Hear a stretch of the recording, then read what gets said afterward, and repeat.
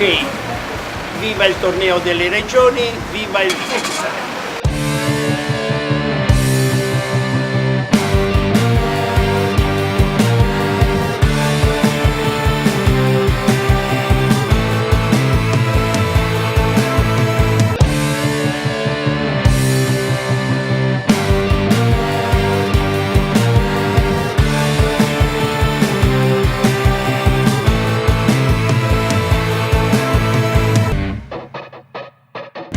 Saluti al torneo delle regioni da Pisticci.